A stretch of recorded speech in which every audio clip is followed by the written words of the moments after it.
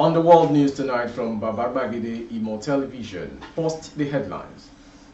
Tinubu appoints 3 more ministerial nominees. Fashola fault coat of arms display on national flag. Tinubu not parading female certificates. Honor mocks critics. Air Force strikes kill several terrorists in Borno. NPA eject policemen from barracks. Occupants get 200,000 naira each. On sports, Messi to play against Barcelona in farewell match. I am Morire Rabila Lawa. The news in detail. President Bola Ahmed Tinubu has appointed 3 more ministerial nominees and has written to the Senate to confirm their nominations. Senate President Godswill Akpabio read a letter from President Tinubu requesting the confirmation of 3 additional ministerial nominees when the lawmakers resume plenary session today. The nominees are Balarabe Abbas Lawan from Kaduna State, Dr. Jamila Bio Ibrahim from Kwara State, and Mr. Ayodele Olawande from Ondo State. The Senate in August 2023 screened and confirmed 45 ministerial nominees and rejected 3 of them. Notable among those not confirmed include former Kaduna State Governor Nasir El-Rufai. The 2 other nominees rejected then were Stella Okotete from Delta State and Abubakar Dandadi from Taraba State. A lawmaker had raised concern over a serious petition against El-Rufai during the screening ceremony. Senator Sunday Karimi from Kogi West had drawn the attention of the lawmakers to the petitions against the former FCT minister. Your performance in any office you find yourself in the country has been outstanding. In the Bureau of Public Enterprises, your record is there. In FCT State, as a minister, your record is there. And as 2-term governor of Kaduna State, you did well, he said after El-Rufai's presentation.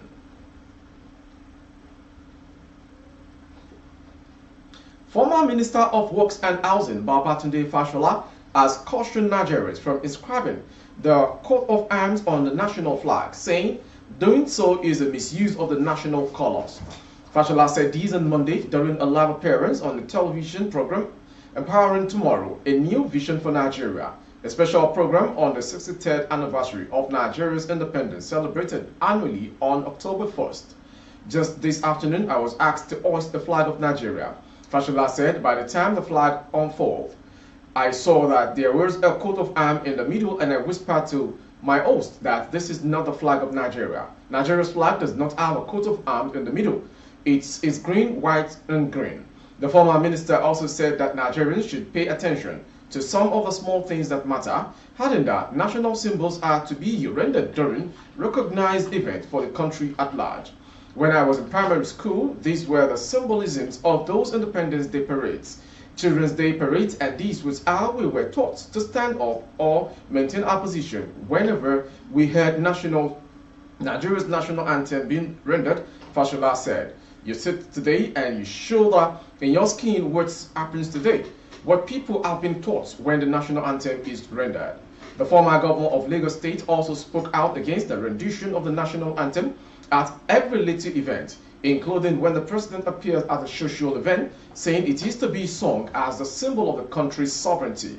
I have had cause to ask people not to sing the anthem for me, either as governor or minister, because I'm not a sovereign. It is a projection of our minds, he said. These are, for me, the important things to talk about, and that is why I say this anniversary provides an opportunity for reflection and indeed reflection. President Bola Tinubu's image maker in the southeast, Dr. Joseph Ono, has taken a swipe at critics who have gone to town claiming that the Nigerian president certificate released by the Chicago State University certificate bears the mark of a female graduate other than President Tinubu, who is a man. According to Ono, the opposition persons making the false claim of female ownership of the certificate are ignorant of the federal law under the Family Education Rights Private Act, which gives Tinubu the right to ask to have his education records corrected if he believes them to be inaccurate. So it's simple issue of applying for correction, he said. Ono stated that even in Nigeria, there is room for such correction if spotted by on any certificate bearer, noting that Tinubu's critics are drowning political gamblers looking for anything to hold on to against the president after they were defeated at March 18 presidential election poll. He precisely polled the presidential candidate of the People's Democratic Party (PDP), Atiku Abubakar, and the Labour Party, Mr. Peter Obi, for dissipating so much energy, causing embarrassment for Nigeria and destruction for President Tinubu in making progress with his renewed hope mandate. Ono described as fake news the story in the opposition quarters that the released CSU certificate belonged to a female owner, arguing that those struggling to pull the President Tinubu would always look for an excuse to remain in the consciousness even at a wrong side of it.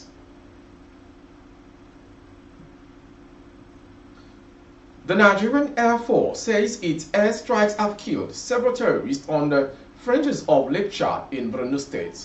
According to Nigeria Air Force, Boko Haram and Islamic State of West African Province terrorists were neutralized after airstrikes destroyed their hideouts and destroyed their structures at strategic locations and logistics based in the region in airstrikes on the fringes of Lake Chad in Borno State. Similar strikes were also undertaken at Tumbushitu after structures believed to be terrorist hideouts were observed trucked under their foliage on Monday's statement by NAV Director of Public Relations and Information, Air Commodore Edward Gapworth read. Additionally, 3 gun trucks with terrorists were sighted moving into the location. The need to strike the location thus became imperative. The aftermath of the airstrike revealed several terrorists were neutralized and the trucks destroyed. Gapworth said Tundum Fulani and Tumbushitu were struck between September 27th and September 30th after confirmation of the terrorist activities, which constituted a threat to military information and law-abiding Nigerians still residing within the locations. He said the terrorists were observed loading jerrycans in 2 gun trucks concealed on the shrubs at Tudum Fulani.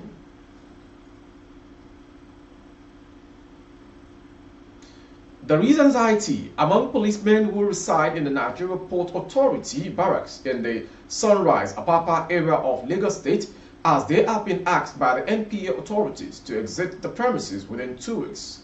Some policemen who spoke on Monday said the barracks had been sold and that residents were paid 200,000 naira each to leave the premises. Our correspondent learned that while the policemen were initially given 3 months to vacate the barracks, the deadline had been reduced to 2 weeks, which did not go down well with the affected persons. A policeman who spoke on condition of anonymity said the fate of over 200 occupants of the barracks is currently not certain, while asking police authorities to intervene. At the meeting they had with our bosses, they said they would give 500,000 naira to each occupant to get accommodation elsewhere. They later said they could not afford the said sum, but instead they would give each occupant 200,000 naira, and there is nowhere you can get a good apartment with the amount in Lagos. From the day we received the alert, we were given 3 months to vacate the premises. We were hoping that after 3 months we would look for a place to stay. Now we were asked to vacate the premises after 2 weeks. It will not be easy for us who live in the corridor to come to Apapa every day. We are over 200 occupants in the barracks. Another policeman said if you are a police officer deployed to the NPA, you will be allocated the barracks. They just came suddenly that they want to sell the place. They even sold the place already. The problem is that it is not the main authority that is disturbing us to vacate the place, but one of our officers who just want to plead with authorities to help us. Within Lagos State come another incident. Tragedy struck today, Tuesday, in Agor, Okota area of Lagos State after a vehicle being chased by an official of the Lagos State Traffic Management Authority last month rammed into a tricycle with the act of a woman and 2 children. The driver of the tricycle also lost his life in the accident. Eyewitnesses alleged that one of the last-minute officials at the Okota roundabout was trying to take over the steering of a Toyota Sienna vehicle from the driver while in motion. It was alleged that the driver had violated traffic rules. In the process, the vehicle reportedly lost control and rammed into a tricycle on Bayo Oyewale Street. The woman said we was taking our children to school when the tragedy struck. The incident sparked a protest and an irate mob descended on the last-minute officials. However, the timely intervention of a team of policemen saved the officials from being linked as the officers fired tear gas canisters to disperse the mob. The policemen also cleared the barricade mounted on the road by the protesters as they whisked the last man official away. Moving on to the next story. The mother of the late singer Mohbad has reportedly declined the Range Rover that her son had paid for before his tragic passing. In her profound grief, she has chosen to make a personal decision to honor her son's memory in her own unique way. A TikTok video shared by user at Orga2Wise has surfaced on the platform, showcasing the arrival of the alleged Range Rover that Mohbad had purchased. As news of Mohbad's mother allegedly rejecting the gifted Range Rover spread, it sadly serves as a poignant reminder of the untimely demise of the singer. His fans and loved ones continue to seek justice for his untimely and tragic death. You can watch the video here, TikTok video. Weeks ago, the entertainment industry and fans were plunged into mourning upon receiving confirmation of his passing. A brief video circulating on social media captured the moment when the singer's death was confirmed, showing his lifeless body in a boat while a person making the video called out his name, expressing grief and lamentation over his unexpected departure. Many celebrities and musicians expressed their sorrow on social media, some sharing screenshots of their last conversation with him. In January, Nigerian singer and songwriter Abiola Kimbi, popularly known as Bella Shmurda, revealed the time when Mohbad had attempted suicide. Moving on to the next story. A lady on Tuesday told the Federal Capital Territory FCT High Court in Kubwa that her boss, 36-year-old chef Daniel Johnson, made some act with her. The Sexual and Gender-Based Violence Response Unit Federal Ministry of Justice charged Johnson with 3 counts bordering on unlawful intercourse with a lady. Led by the Prosecution Counsel Temitayo Lawal, the teenager said that while waiting for admission into the university, she decided to help the complainant, Mrs. Chika of Formata, with a house chores. The defendant, who is a complainant's husband's chef, came to me while I was washing. The children saw it and asked me if the room had cameras. When I went home and told my mom everything, she asked me to tell the complainant, who asked to play along to get evidence against the defendant. Since then, I started recording everything he said to me on my phone, and I also have a video of when he asked me to meet him in the boys' quarters, she said. She said that the video and of the defendant asking her to make the act was recorded. The lady said the defendant posted her with calls and promises of money. He usually calls the complainant children to give them biscuit and noticed that the heirs daughter was staying in a room. While doing laundry, I saw some acts from the man. During cross-examination, the defense counsel, Ebenezer Amadi, asked the witness when she started working for the complainant.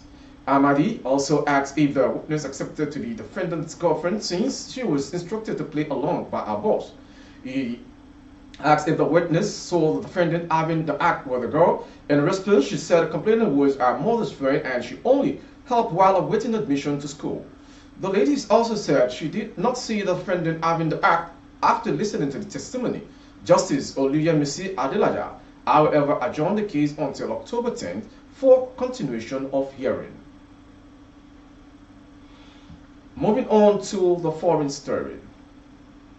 The death toll from a roof collapse at a church in northeastern Mexico rose to 11 on Monday, with dozens more injured as a shocked community mourned victims of the disaster.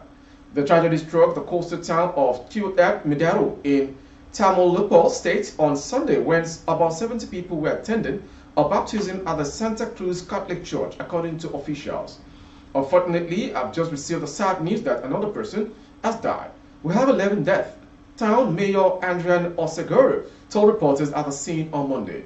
Several children were among those killed, while about 60 people were injured, of whom 13 remain in hospital, authorities said. Father Pablo Galvin, a priest at the church who was in the parking lot at the time, said that the disaster sounded like a gas explosion. Rushing back, he saw people trying to escape from the collapsed structure, he told AFP in a broken voice. Finally, on sports. Inter Miami managing owner George Mas has revealed he is planning to play a game at Barcelona to allow Lionel Messi bid farewell to his fans. Since Messi left the La Liga champions for Paris Saint-Germain in August 2021, there has been talks of a tribute match to honor him. Mas told Macker, "I gave Messi my commitment that I will do everything possible in the coming years so that he has opportunity to say goodbye to his fans in Barcelona. Inter Miami will go to Barcelona or we will have some kind of match." Messi's departure from Barcelona was not to his liking. He could not say goodbye to his club, which welcomed him as a child, and I think the circumstances were not what Lionel Messi wanted. Barcelona president Joel Laporta has previously said it would be fitting for Messi's tribute to coincide with the official opening of the Rampage Sporting Camp Nou Stadium, planned for the 2025-2026 campaign. The La Liga champions are playing at the Olympic Stadium in Madrid in the meantime. With our sports story, we've come to the end of today's world news from Baba Gbagede Imo Television. Before we go, some headlines. Tinubu appoint 3 more ministerial nominees. Fashola fault coat of arms display on national flag. Tinubu not parading female certificate, honor mocks critics. Air Force strikes kill several terrorists in Borno. And on sports, Messi to play against Barcelona in a farewell match. For more updates of our broadcast on YouTube, our handle is Baba Gbagede Imo Television. Kindly subscribe and click on the notification bell. Select option all to access all of our broadcasts. On Facebook, Gbagede Imo with Alawi Adebayo. Please like and follow the page. For advert placement of goods and services, coverage of events and functions, please dial the phone number streaming on your screen. Thank you for watching. I am Morire Rabila Lawal. Good evening.